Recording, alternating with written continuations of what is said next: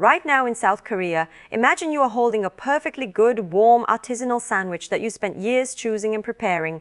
It is filling, it is reliable, and it is exactly what you said you wanted. But then you look across the street and see someone eating a bowl of premium gold leaf truffle soup, and suddenly you are not just hungry, you are personally offended. You start screaming that your sandwich is actually a total failure because it is not soup.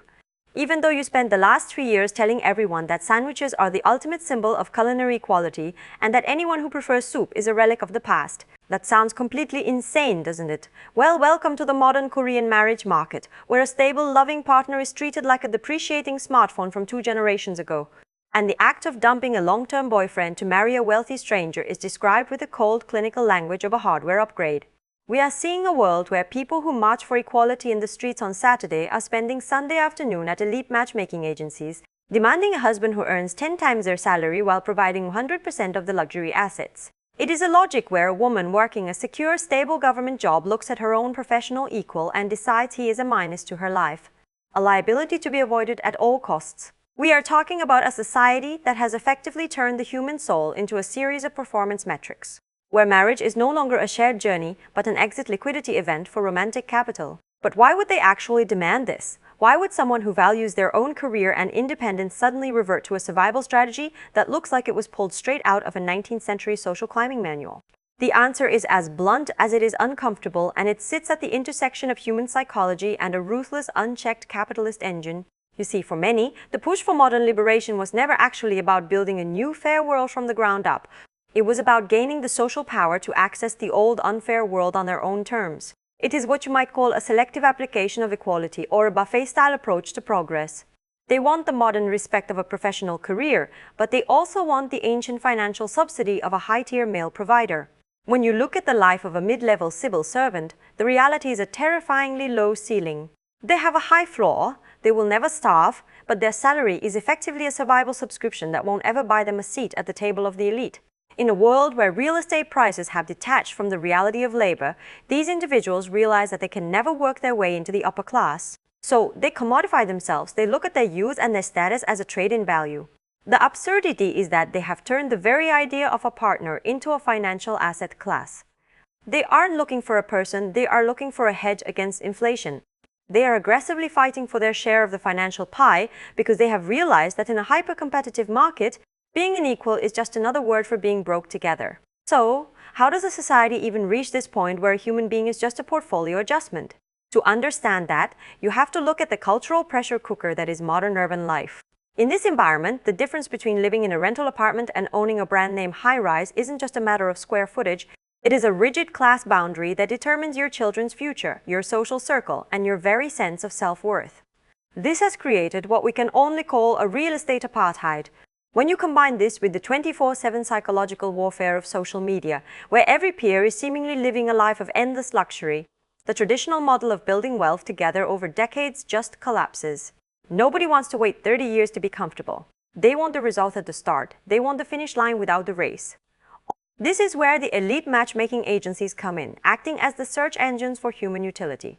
They have legitimized a point-based system where your height, your family's wealth, and your professional license are fed into an algorithm to determine your market value. This isn't dating, it is a high-frequency trading floor for DNA and bank accounts. People have stopped seeing a partner's character and started seeing their earning potential as a biological trait.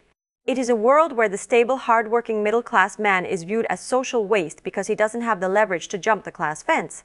But what happens when you actually get exactly what you asked for? What is the fallout when you successfully trade in your sandwich for that bowl of truffle soup? This is where the hypocrisy really starts to sting. You have these women who look down on their own professional equals, calling a marriage to a man in their same pay bracket a minus or a failure. They claim they want to escape the objectification of women, yet they are the ones self-objectifying the most, treating their own lives as a commodity to be sold to the highest bidder. And the backfire is catastrophic. When you demand the top 1% of men, you effectively disqualify 99% of the population from reproducing. This is why we see a demographic winter that is colder than anything we have seen in human history. When marriage becomes an elite-only club with a high-rise apartment as the cover charge, most people just stop trying. The men who are ordinary and stable, the backbone of the economy, realize they are ineligible for love in their own country. They withdraw. They stop investing in romantic capital. They stop buying flowers and start buying gaming PCs and pets.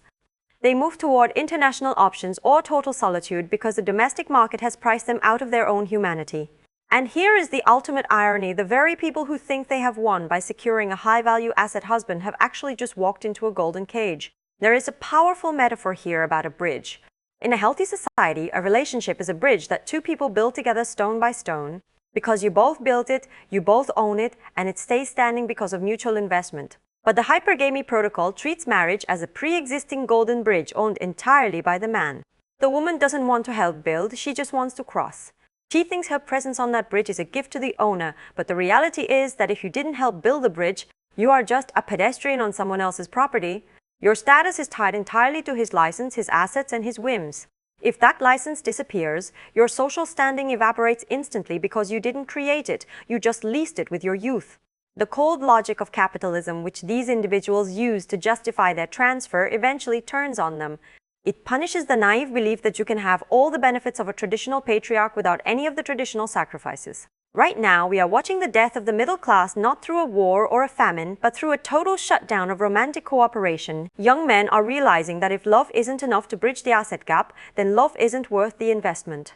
We are heading toward a two-tier society, an elite domestic tier of high-asset couples and a massive multicultural or solitary working tier. The government is struggling to recruit for stable jobs because why would a young man work a low-ceiling job if it is a romantic death sentence? The backbone of the state is weakening because the marriage market has declared it worthless. It is a system that maximizes individual asset acquisition while guaranteeing collective extinction.